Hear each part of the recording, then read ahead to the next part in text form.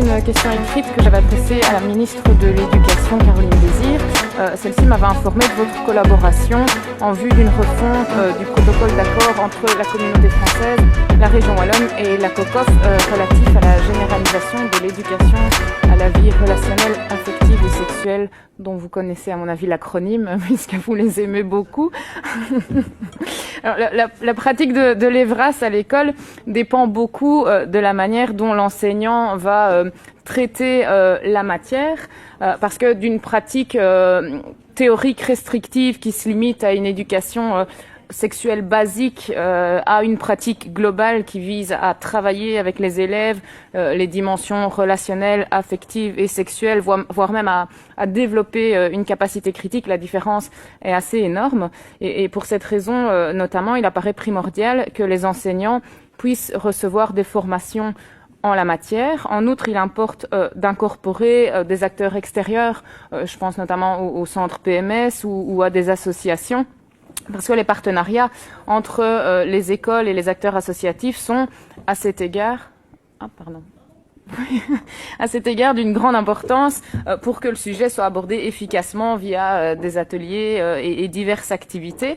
La ministre Désir m'informait que la réécriture du protocole viserait ainsi à mieux définir ce qu'est l'EVRAS, en accord bien sûr avec les critères internationaux. En outre, elle devrait préciser les objectifs des animations mises en place dans les écoles, définir des thématiques minimales à aborder, préciser les rôles des différents acteurs prenant part au processus et labelliser les intervenants EVRAS.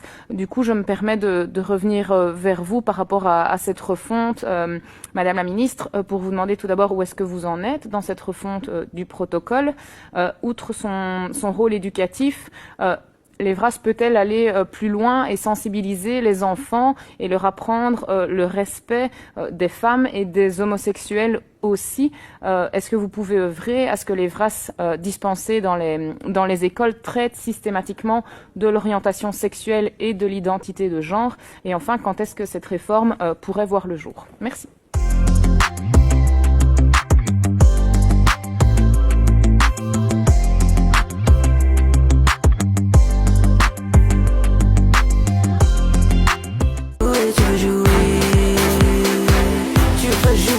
Avec moi, si c'était à refaire, je referais tout pareil.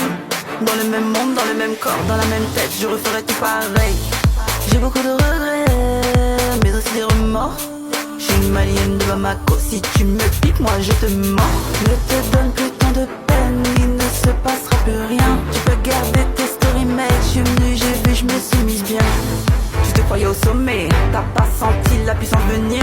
T'as fait fou, je t'ai assommé, tu penses qu'à moi dans ton sommeil. Tu veux jouer, tu veux jouer. Tu veux jouer avec moi. Tu veux jouer, tu veux jouer.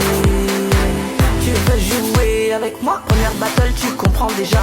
Le jeu est dominé par achat. Toujours mes alliés autour de moi, les mêmes ennemis et les mêmes coups bas. Mais le paquet ça ne suffira pas. Ce sont les bons musulmans qu'on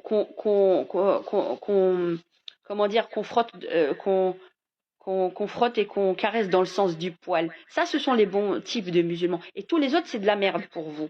Et ça, c'est quand même grave. Non, nous sommes des musulmans et des citoyens. Et la neutralité dans l'État, c'est déjà la neutralité à donner aux citoyens, la neutralité dans les services que l'on donne aux citoyens en fonction du citoyen que l'on a en face de nous, qu'il soit juif, agnostique, musulman, pas musulman. Alors j'entendais Louis Boucher parler de la neutralité d'apparence avec Julien Tendale. Et donc, il ne faut pas que, soi-disant, le service, en fait, il serait moindre si on voyait un agent de l'État qui aurait, soi-disant, il mettrait au devant sa religion avant le service public, ou quand même, qui sont quand même payés par tous nos impôts en tant que citoyens. Là, bizarrement, la musulmane citoyenne qui cotise, qui paye ses impôts, ça, en fait, on n'aime qu'une certaine sorte, qu'une certaine forme finalement de musulmans. C'est ceux qui se lient et qui baissent leur caquet devant votre idéologie et s'alignent sur votre idéologie. Ça, ce sont les bons musulmans comment dire, qu'on frotte et qu'on caresse dans le sens du poil. Ça, ce sont les bons types de musulmans. Et tous les autres, c'est de la merde pour vous. Et ça, c'est quand même grave. Non, nous sommes des musulmans et des citoyens. Et la neutralité dans l'État, c'est déjà la neutralité à donner aux citoyens, la neutralité dans les services que l'on donne aux citoyens en fonction du citoyen que l'on est. D'accord ? Et auquel on ne donne jamais la parole. Et vous vous faites défenseur des libertés, faites-vous défenseur de la Palestine, cher MR. Faites-vous défenseur de tous les peuples opprimés. Donc vous avez de l'arrogance et de l'outrecuidance de vous croire être les les chantres de la démocratie, de la protection, de la dite neutralité dans l'État pour un réel vivre ensemble. Et matin, midi, soir, vous martelez tous nos concitoyens comme nous serions de potentiels musulmans qui ferions de l'entrisme et de l'islam politique. Alors on ne le voit pas, le salafisme, on ne le voit pas, les frères musulmans, mais leur entrisme, voilà. Vous croyez à des choses vraiment graves, et quand il s'agit finalement de nous interroger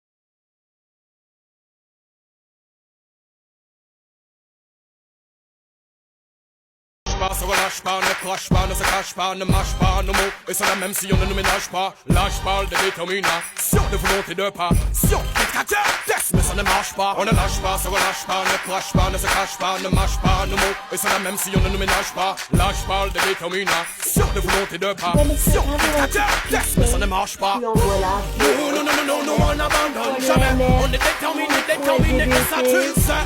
Non, on n'abandonne jamais. On remet à la victoire. Par l'échec. Non, on n'abandonne jamais. Plus que déterminé, et ça tu le sais.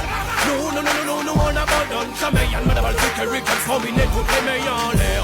Non, on n'abandonne jamais. On est déterminé, et ça tu le sais.